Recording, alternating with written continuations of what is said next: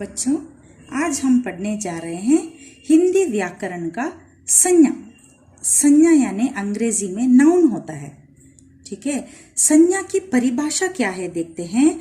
किसी व्यक्ति, वस्तु या स्थान का नाम, किसी जाति का नाम, मन के भावों का नाम, सभी संज्ञा है। संज्ञा के भेद हम देखें तो व्यक्तिवाचक संज्ञा, जातिवाचक संज्ञा, भाववाचक संज्ञा मेन है। कौन से हैं? व्यक्तिवाचक, जातिवाचक, भाववाचक। अभी व्यक्तिवाचक संज्ञा के बारे में हम जानेंगे। तो यहां देखिए आप, व्यक्तिवाचक, व्यक्ति यानी एक है, इंडिविजुअल एक है। ठीक है, तो व्यक्ति एक होता है, तो एक व्यक्ति के बारे में हम लिखने वाले हैं। क्या है? कोई किसी विशेष व्यक्ति, वस्तु या स्थान का नाम। किसी विशेष व्यक्ति, वस्तु, स्थान। यहाँ भाव नहीं आता है क्योंकि भाववाचक यहाँ सेपरेट होता है। संज्ञा में भाव का नाम होता है, व्यक्तिवाचक में सिर्फ एक व्यक्ति, वस्तु या स्थान के नाम आते हैं। तो किसी विशेष व्यक्ति, वस्तु, व्यक्ति कौन होता है? अभी एक मोदी जी एक व्यक्ति है, विशेष व्यक्ति अगर हम जाने तो। राम है, एक लड़का है। गुलाब एक फूल है। सविता एक लड़की है। भारत एक देश है। गंगा एक नदी है। भगवत गीता एक इंडिविजुअल पुस्तक है, किताब है। हिमालय एक पर्वत है।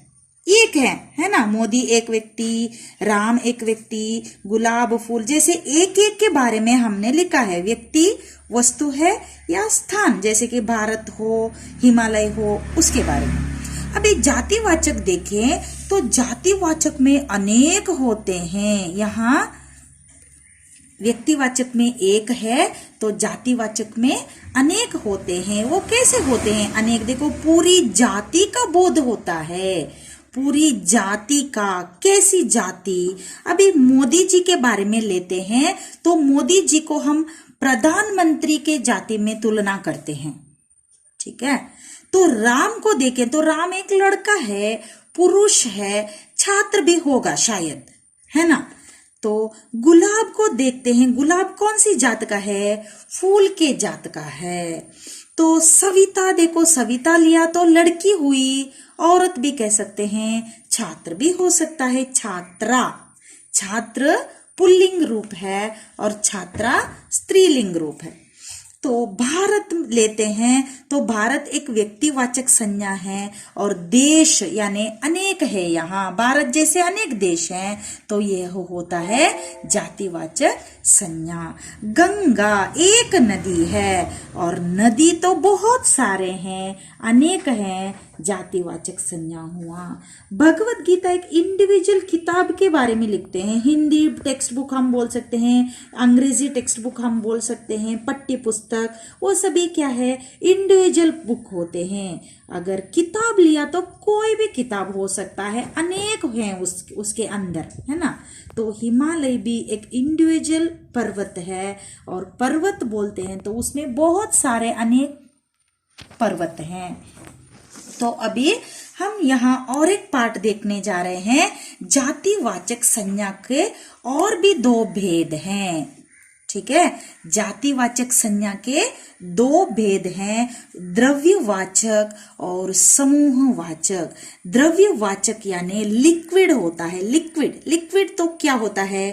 पानी हो, तेल हो, दूध हो, दही हो, वो सभी द्रव्यवाचक में आते हैं। पेट्रोल, डीजल, वो सभी द्रव्यवाचक में आते हैं।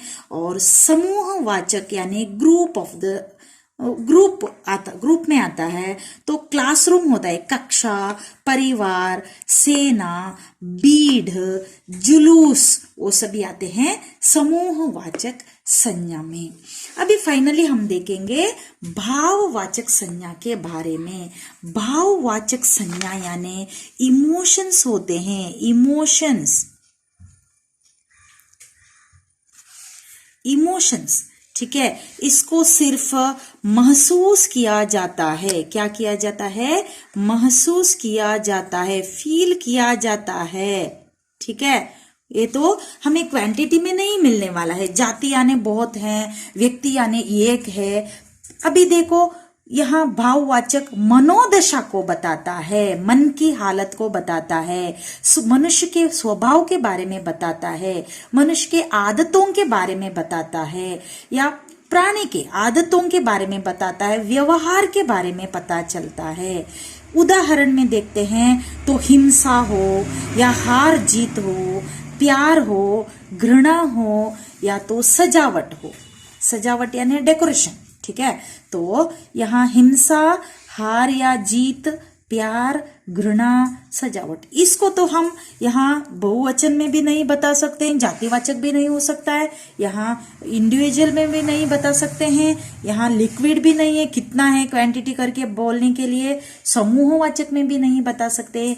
ये तो मनोदशा है, मनुष्य के फीलिंग्स हैं, इमोशंस हैं, वो तो जस्ट हम फील कर सकते हैं। वैसे शब्दों को हम भाववाचक संज्ञा कहते हैं। शायद मैं सोचती हूँ आप लोगों को समझ में आ गया है। और फिर एक बार आप इसको पढ़ें और इस पर होमवर्क करें, गृह कार्य करें, तब आपको ठीक से समझ में आ जाएगा। धन्यवाद बच्चों।